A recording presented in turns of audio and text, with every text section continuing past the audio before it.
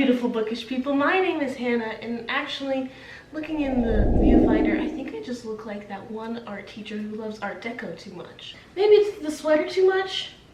Maybe. Yep, that's me. Alright, we're back. So today, I just wanted to share with you some of the books I love and hate from the Rory Gilmore reading list. The Rory Gilmore reading list is just a compilation of all the books that are referenced in Gilmore Girls. And I've read a good portion of them, but if I tried to make a video about all of them, it would be an hour long because there's so many. So today we're just going to be talking about the highlights, the best and the worst. Okay, Dickens. It was the best of times, it was the worst of times of the Rory Gilmore reading list.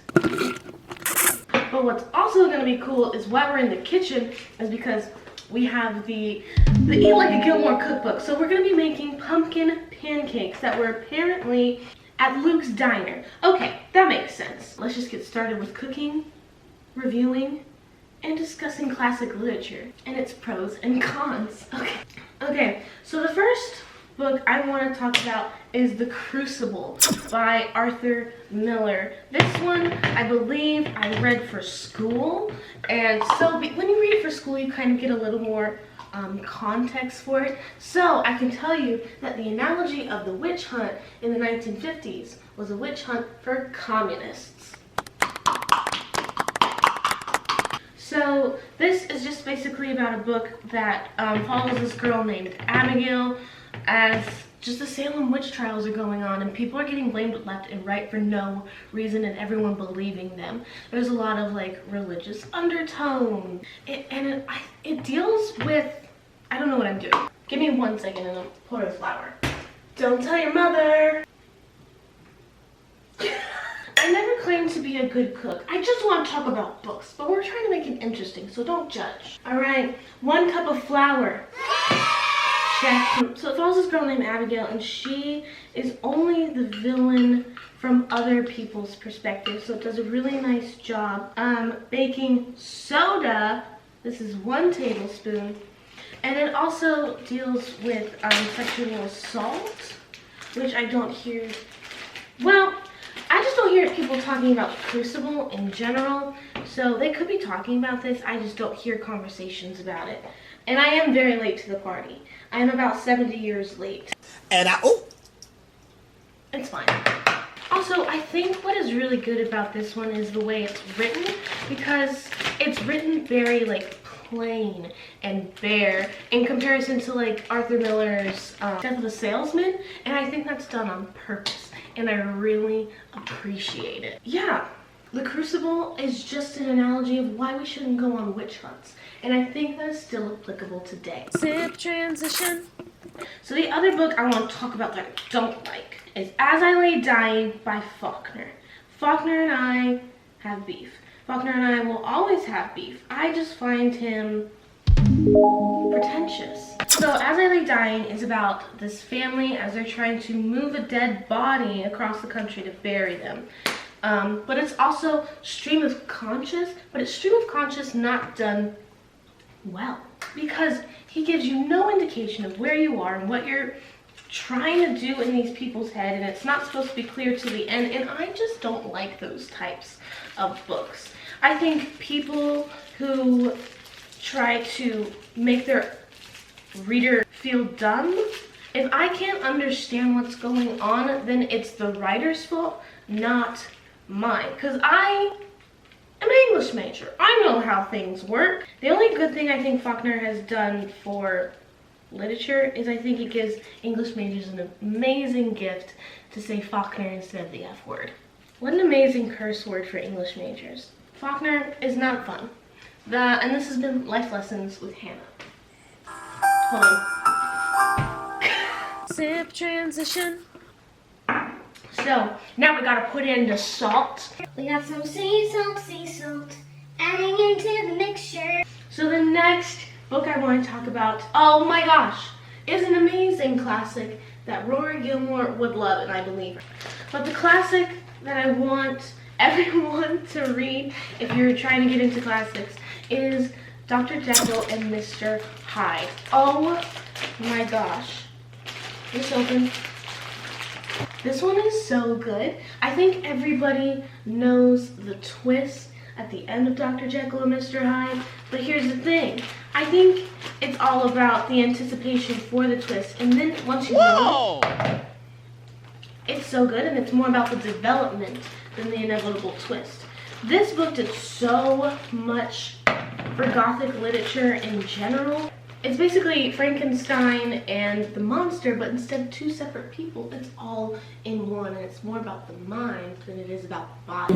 What you say? So what I'm saying, it did a lot for the Gothic genre, because a lot of tropes that were leading up to this book was the trope of the doppelganger. Someone who looked exactly like you doing the exact opposite thing. And so what this did is it revolutionized, and it's all about one person, and it's brilliant. It's all about the human mind, and I think this is one of those books that, even though it's a classic, it's still entertaining, which is good. Because we can be entertained while reading classic works of literature. Am I right, people? Zip transition.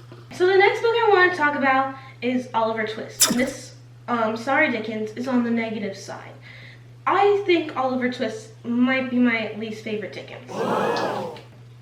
There, I know, I said it. Listen, it's the one that goes on for too long. And I read David Copperfield, and that guy is like 800 pages.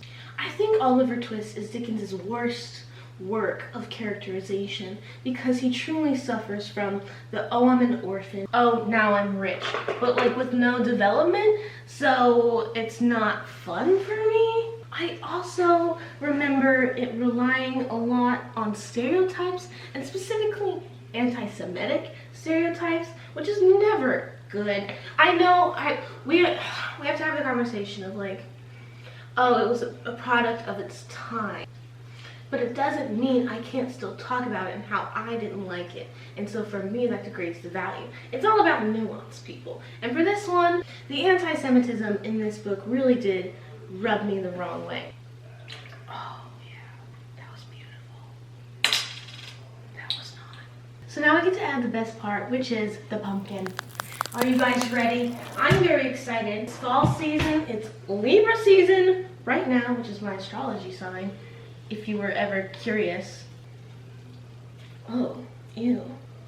So now we're gonna do another third of a cup. And while I'm doing that, I want to talk to you about the perk of being a wallflower, which was apparently on the Rory Gilmore list. And I was so surprised, but so happy, because I truly think this is a good book.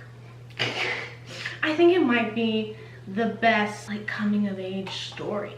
I think it's like accurate representation of what it feels like to be in high school and to be shy in high school as you're like understanding who you are and what you want to be. Also mixed in with some great music recommendations. The Smiths, as I was saying, the Perks of Being a Wallflowers is like one of the perfect examples of YA, because I think one of the things that YA does so beautifully is the ability to allow teenagers to be unapologetic. And that's, I think, one of the factors that keeps drawing me back to YA, is like teenagers don't have to have a reason, they just have to have an emotion. And I think that's valid. And all from the perspective of someone who is like realistically shy. Sip transition. I love coffee. I'm a Gilmore.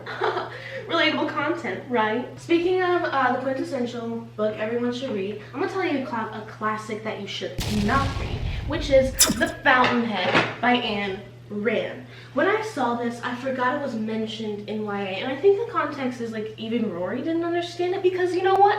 No one will. This is basically the equivalent of a drunk English major, and you're not sure if they're talking about capitalism or Barney. And that's bad. It's just so unclear and underdeveloped that I don't know what Ayn Rand is trying to do. It's so long, it's unedited. Like, you think Charles Dickens got paid for the word? I would make a bet that Ayn Rand did too. Now, if you want to read an Ayn Rand, read Anthem, because that one is manageable to get through. But The Fountainhead is just like a weird ramble of philosophy that seemingly doesn't connect to each other, and I don't like it. It's not good, it's not fun, we can do better. Read Anthem. Okay. I guess just sit here and look at it while I talk to you about classic literature. That's one way to spend an afternoon, and I'm guessing the right way. So the good book I want to talk about next is, oh my gosh, Rebecca.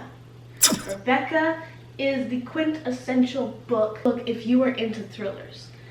But put like a thriller in a Jane Austen setting, and this is for you. Doesn't that sound amazing? And it's done so incredibly well. One of the most iconic first chapters that upon recollection you'll be like, oh snap. So it's about this girl, and she kind of falls in love with this guy fairly quickly, and he swoops her back to his manor, and we're not sure what her name is because this entire time she's getting compared to Rebecca, the now husband's ex-wife that has died. And so we're getting very spooky vibes. It's kind of a haunted house, and we're trying to like unravel this mystery and just understand who Rebecca is and how we correlate ourselves to her, what's going on.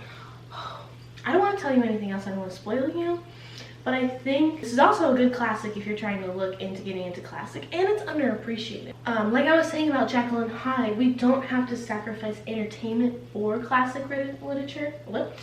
Okay, because this book is so incredibly creepy, uses metaphors incredibly well, while like keeping you on the edge of your seat while reading a classic. And I don't think we should expect less. Sip transition. I think it's working. I think we're having a good time. Oh my gosh, it looks amazing! I say a little prayer for you. Forever, forever, you're staying in my heart. Sorry, that was the musical theater side of me. But let's talk about Heart of Darkness and how I never want to read another Joseph Conrad book ever again. So I'm gonna have to read it again for school this year. Doesn't that suck for me? Oh my gosh, I think we're gonna do it. Okay. Oh my gosh! I kind of did it, but I kind of messed up. It looks amazing. Guys, it looks amazing. Yo. Okay, back to Joseph Conrad. He sucks. So, Heart of Darkness is basically one big darkness metaphor. Meaning like, oh, Africa is dark, my heart is dark. And it's trying to trick you into thinking it's anti-colonialism, but I don't see the proof in the pudding, guys. It doesn't age well. And I think we need to have that conversation of when is the line that we should start looking for new classics to teach in high school. Because like there are a ton of books that do a way better job than what Joseph Conrad was trying to do. I don't know if it's just because it's short and it's digestible for people to read, but it's just not a good time. It's not a good depiction of that time period. Also, it's boring. But there's a lot of reasons not to like Joseph Conrad, okay? It's like the appearing to be like aware of your socialization and then endorsing colonialism for me, you know? That's the tea on Heart of Darkness. And when I'm a professor, we're never going to be talking about that book. Wow. It's like kind of funky, but I'm not mad at it. Okay, let's do another one. Alright, here is the best one that I've made. And I know it doesn't look pretty, but let's give it like 1 second and let me gussy it up. 1, 2, 3. Oh snap, doesn't she look better? It's amazing what powdered sugar can do. All right, I think it's time to taste it. I would like a drum roll, please. Whoa, that is good. Oh, wow. It's really good. Wow, I love it when a plan comes together. That was a bad kick, let's do it again. Again, a bad kick, I can do better. Well, I'm not a gymnast. Apparently, I'm a cook.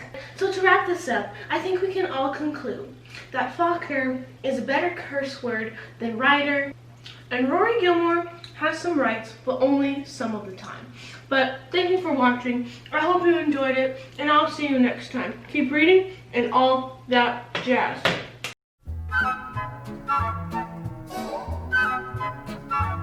Sometimes intros are hard, okay guys? Focus.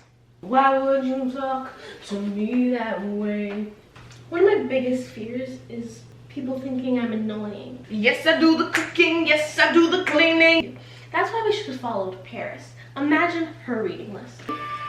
Oh snap, I kind of did it. And I read what? Okay, whoop. Problematic. There's no such thing as perfect literature.